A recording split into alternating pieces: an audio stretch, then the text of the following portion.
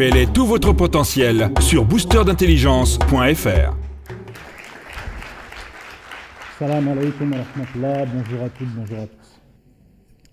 Alors, je vous propose qu'on commence tout de suite par un petit quiz très simple. Ceux qui ont un ordinateur chez eux, lèvent la main. Comme ça, on est tranquille. Ok. Donc, parmi tous ces gens, donc tout le monde qui ont un ordinateur, quels sont ceux qui pensent qu'ils ont des virus dans leur ordinateur? Il rame un peu, il est plus aussi rapide qu'au début, levez la main. Ok. Quels sont ceux qui ont lu toute la notice, les 220 pages de A à Z, avec tous les raccourcis clavier, etc. Donc, à part madame, personne. Donc, vos notices sont comme la mienne, avec plein de poussière dans la bibliothèque, c'est bien ça? Ok, tout va bien.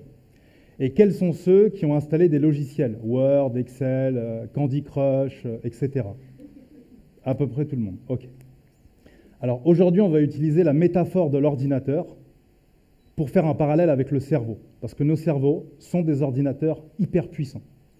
Et tout comme un ordinateur peut être infecté par un virus, et il peut ramer, nos cerveaux peuvent être infectés par des virus.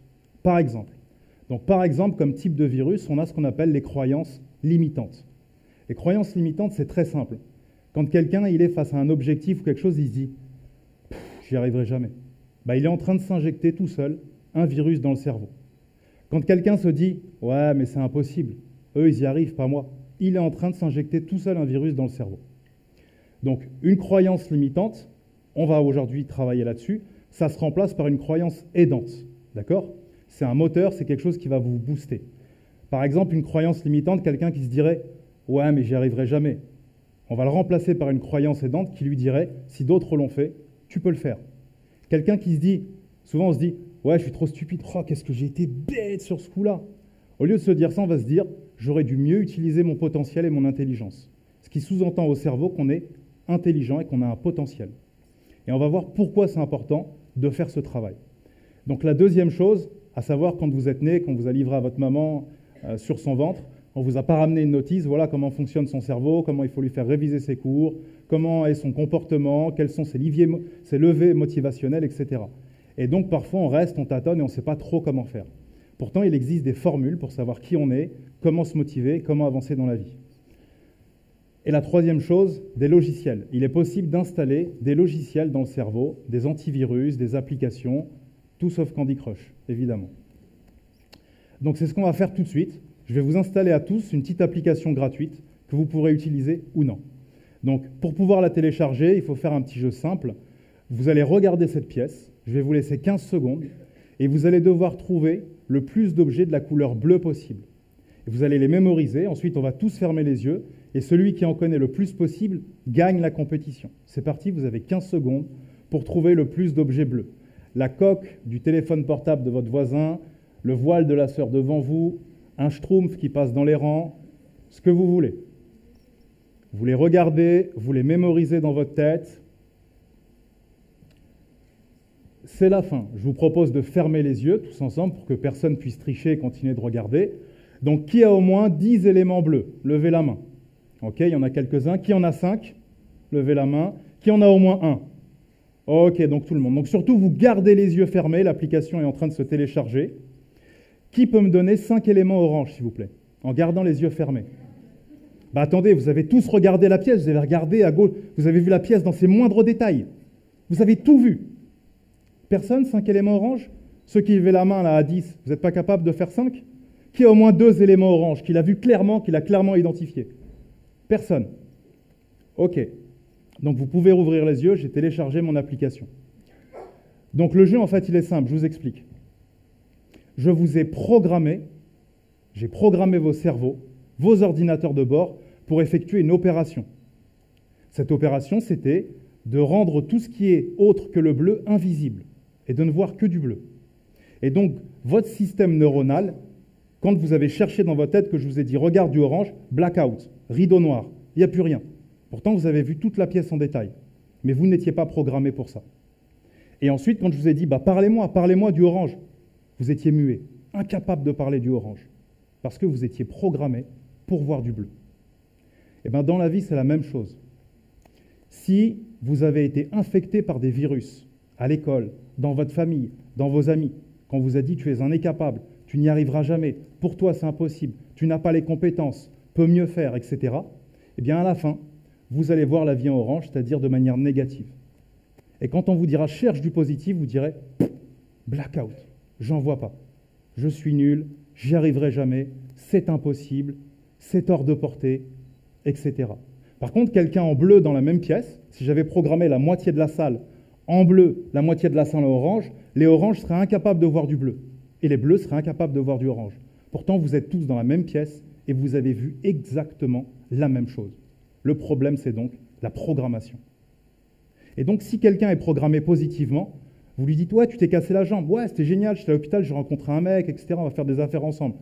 Ouais, mais à l'école, ils t'ont viré. Ouais, c'est pas grave, ça m'a encore plus motivé, etc. Je vais aller dans une autre fac, je vais faire un autre truc. » Vous voyez, en fait, c'est juste la programmation. Donc moi, ce que je vais faire aujourd'hui, c'est qu'on va travailler sur nos programmations, parce qu'on peut se reprogrammer. Donc ceux qui sont déjà boostés et qui sont dans un système de réussite, etc., ils vont encore mieux réussir, et ils vont apprendre pourquoi ils réussissent. Et ceux qui sont dans une dynamique où ils ont été contaminés par des virus, on va enlever tous les virus. On va activer antivir, Norton, on va tout mettre en même temps. D'accord ? Nettoyage complet, redémarrage du disque dur, et après on y va. Alors, est-ce que vous pouvez me demander le temps qu'il fait dehors, s'il vous plaît? Vous me dites quel temps fait-il dehors? Non, vous me posez la question en fait. Donc allez-y, on vous écoute. Demandez-moi quel temps il fait dehors. Alors, dehors dans le ciel, très important, hein, dehors dans le ciel, il n'y en a pas des gros nuages tout noirs avec des points jaunes. Il n'y en a pas. Il n'y a pas de gros nuages noirs avec des points jaunes. Qu'est-ce que vous venez tous de voir dans votre tête? Des gros nuages noirs avec des points jaunes. Pourtant, je vous ai dit 4 fois qu'il n'y en avait pas. C'est vrai ou pas? Regardez. Surtout, très important, n'imaginez pas votre voisin de gauche habillé en clown avec un maquillage blanc, une perruque orange et un nez rouge. Allez-y, regardez-le. Ne l'imaginez pas, surtout pas. Ne l'imaginez pas habillé en clown. Voilà, qu'est-ce qui vient dans votre tête? Vous le voyez habillé en clown. Et pourtant, c'est comme si un pirate, il arrive, il vous pirate le cerveau. Vous voyez? Pourquoi?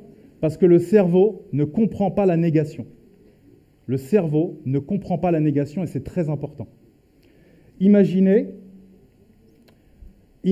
que vous vous dites « Ouais, j'en ai marre de me réveiller, d'être fatigué. » Ouais, vous ne m'avez pas dit ce que je devais faire. Vous me donnez l'anti-objectif. Mais je n'ai toujours pas d'objectif. Si vous dites à votre enfant « Ne pose pas ton verre ici », il est fort probable qu'il refasse toujours la même erreur de manière continuelle. Et plus il va la faire, plus vous allez l'engueuler. Pourtant, le problème, c'est vous. Vous lui avez dit ce qu'il ne devait pas faire, mais vous ne lui avez pas dit ce qu'il devait faire. Et le cerveau, c'est la même chose. On ne se dit pas « je ne veux plus me réveiller fatigué ». C'est un anti-objectif. On ne se dit pas « je ne veux plus fumer ». C'est un anti-objectif. Quand vous dites aux gens « il ne faut pas fumer, c'est mal, fumer, etc. », vous mettez l'objet de leur passion devant leurs yeux. Et quand vous lui dites « il ne faut pas fumer », il voit des cigarettes partout, des Marlboro Light, des cigares, des trucs. Il n'en peut plus. Vous le faites transpirer. Vous voyez ce que je veux dire? C'est comme si à quelqu'un vous lui dites « il faut que tu maigrisses, il ne faut plus de tartines au chocolat, il ne faut plus de gâteaux, il faut plus de... » Il voit des gaufres partout, il voit des trucs. Il n'en peut plus. Il dit « mais attends, je suis encore plus mal maintenant qu'avant. Je ne comprends pas. » Donc en fait, comment on va faire? C'est très simple. Vous allez éliminer tous les mots négatifs de votre vocabulaire. Et ça va vous prendre 12 jours. 12 jours ou 12 heures. Pourquoi? Parce que si je change votre code PIN à tous dans cette pièce, je prends tous vos téléphones, j'enlève tous les codes PIN et je remets un nouveau code PIN. Il vous faut 12 jours. Vous réfléchissez quand vous faites votre code PIN ou pas? C'est automatique. Il vous faut 12 jours pour arriver au même résultat. Faire le nouveau aussi vite que l'ancien. Et dans le cerveau, en fait, il s'est créé un nouveau chemin neuronal. Un nouveau schéma entre des synapses. Eh bien, au bout de 12 jours, si vous vous entraînez, vous parlerez uniquement de manière positive et vous penserez uniquement de manière positive. C'est très simple. Donc, première règle, on enlève tous les mots et toutes les expressions négatives. Pourquoi? Imaginez que monsieur, il me demande comment ça va aujourd'hui. Je dis, écoute, ça va, hein, pas de problème. Qu'est-ce que le cerveau retient? L'idée qu'il y a un problème. Pourquoi j'ai parlé de problème? C'est ce que je veux dire. Donc, on ne parle pas de choses qui n'ont rien à voir. Deuxième chose, imaginez, vous avez un collègue au travail, on vous dit alors, qu'est-ce que tu en penses? Tu dis, lui, il est complètement abruti, il me gonfle toute la journée, je ne le supporte plus. Vous dites que des mots négatifs, vous polluez la personne avec votre propre pollution. Vous n'êtes pas du tout positif. Et troisièmement, vous vous autopolluez. Donc au lieu de dire il est abruti, il est nul, etc., vous allez dire il pourrait faire preuve de plus de compétences, il pourrait développer son potentiel. Vous dites la même chose, mais de manière positive. Et vous ne regardez pas ce qui ne va pas, vous regarderez ce qu'il faudrait qu'il y ait. Deuxièmement, quand vous dites à un enfant « ne fais pas ça », d'accord, et maintenant qu'est-ce que je fais? Ne pose pas ton verre ici, d'accord, il vaudrait mieux le poser ici, c'est mieux pour toi, c'est plus profitable. Alors juste une petite parenthèse, quand on parle à ses enfants ou quand on juge un collègue ou une amie, on ne juge pas la personne. La personne est différente de ses actes. On ne dit pas à quelqu'un « tu es nul, tu n'y arriveras jamais ». On dit « ça, tu as du mal à le faire, donc je pense que tu n'y arriveras pas ». C'est déjà différent. Là, vous avez jugé un acte. Quand un enfant fait une bêtise, on ne lui dit pas « tu es stupide ». On lui dit « tu es quelqu'un de bien, je ne comprends pas pourquoi, puisque tu es quelqu'un de bien, tu as fait cet acte, qui est un acte mal et que tu sais qui est mal ». C'est complètement différent. Pourtant, vous dites la même chose. Mais le message au niveau du cerveau, il est beaucoup mieux intégré. Parce qu'il sait ce qu'il ne faut pas faire, il sait ce qu'il est, et il sait ce qu'il doit devenir. Donc, éliminer tous les mots négatifs. Par exemple, on ne dit pas « il fait moche aujourd'hui ». On dit quoi? Il pourrait faire plus beau. Voilà. On ne dit pas « tu es complètement stupide ». On dit quoi? Tu pourrais être plus intelligent, tout à fait. Ouais. C'est vraiment une journée, j'en peux plus. Comment on dit j'en peux plus? Ça pourrait aller mieux. Il y a le mot mieux, le cerveau retient mieux. Et la deuxième chose, c'est quand vous voulez vous fixer des objectifs, vous ne parlez plus jamais à votre cerveau en termes d'anti-objectifs. Vous lui dites ce qu'il doit faire. Vous voulez arrêter de fumer? D'accord? Vous voulez donc vous sentir mieux. Vous voulez vous sentir libéré. D'accord? On ne dit pas je ne veux plus être esclave, parce qu'il y a l'idée d'être esclave de la cigarette. Quand vous voulez ne plus vous réveiller fatigué, donc vous voulez vous coucher tôt. Quand vous voulez, vous en avez marre de reporter tous vos rêves à demain, etc., et de regarder les autres les réaliser, bah vous vous dites, je veux réaliser tous mes rêves dès maintenant. En changeant votre vocabulaire, au bout de 12 jours, vous allez changer tous les schémas neuronaux dans votre cerveau. C'est-à-dire, il y aura uniquement des communications plus. Vous allez annuler toutes les communications moins. Et en faisant ça, au bout de 12 jours, vous allez vous reprogrammer positivement. Et au bout de 12 jours, vous parlerez tout seul positivement. Vous direz, tiens, j'ai plus dit ça, tiens, j'ai dit comme ça. Et vous parlerez en termes d'objectifs positifs. Ce qui est très important pour aider les autres aussi, quand quelqu'un, par exemple, vous dit, il essaye de vous polluer, et il vous dit, ouais, mais tu n'y arriveras jamais. Vous lui dites, ce que tu veux dire, c'est que ça ne sera pas facile, c'est ça? Vous n'avez pas à vous laisser polluer, d'accord? Donc vous devez contre-attaquer positivement. Si quelqu'un vous dit « tu es stupide », vous dites « ce que tu veux dire, c'est que j'aurais pu être plus intelligent sur ce coup-là ». Vous voyez? Comme ça, vous reprogrammez tout de suite le cerveau, vous avez un pare-feu, et vous ne laissez pas la négativité des autres vous polluer. Alors, une petite histoire importante, en fait, ça se passe à Oak School, dans un quartier défavorisé aux États-Unis. Aux États-Unis, on a le droit de tester un peu tout sur tout le monde. Donc des chercheurs arrivent dans une école, ils testent tous les enfants, et puis par erreur, ils envoient les résultats des QI dans la salle des professeurs. Et là, les professeurs s'aperçoivent de quoi? Qu'en fait, la plupart des enfants qui ont de grandes difficultés scolaires sont des génies, mais qu'ils n'ont pas su, en fait, sublimer leur génie. Et que la plupart des enfants qui sont des prodiges, c'est juste des enfants qui ont des parents un peu plus riches que les autres, qui leur payent des cours du soir.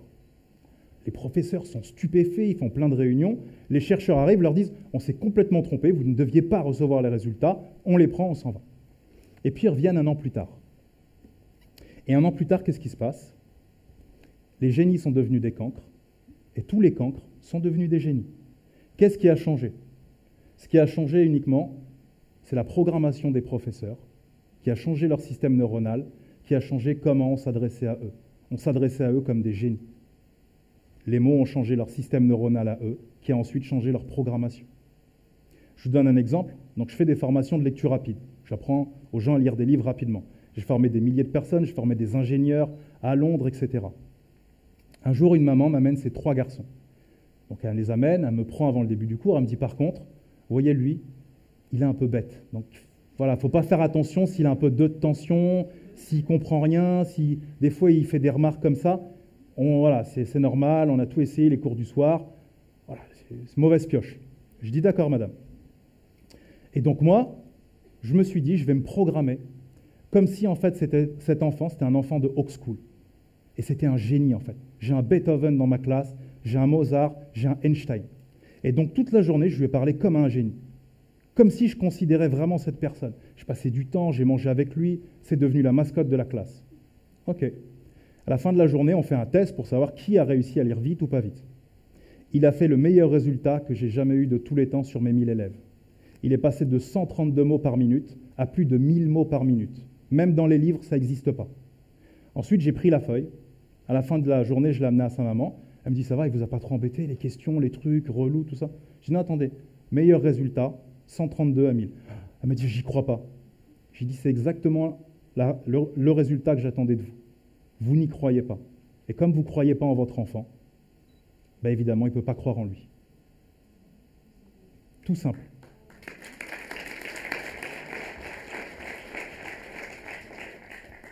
Donc, ce qu'il faut retenir, c'est que, dès qu'on vous parle positivement, on est en train de vous injecter un virus, vous sortez votre pare-feu.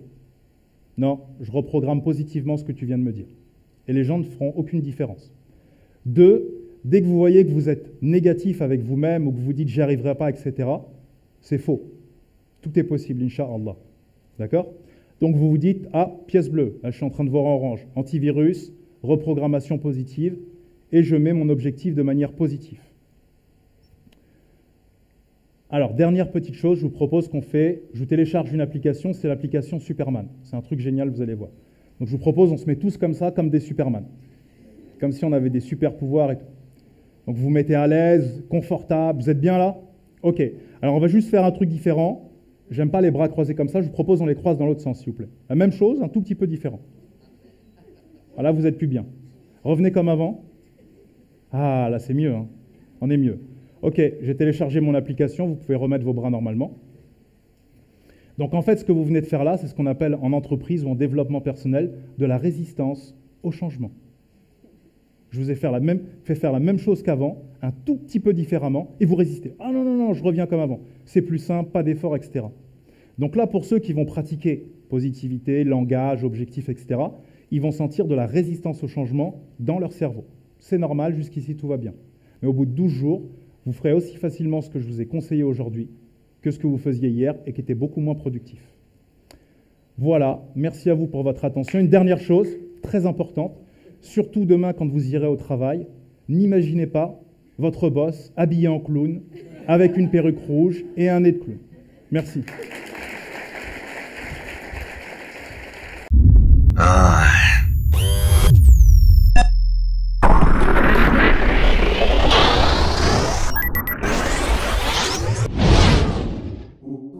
Révélez tout votre potentiel sur boosterdintelligence.fr.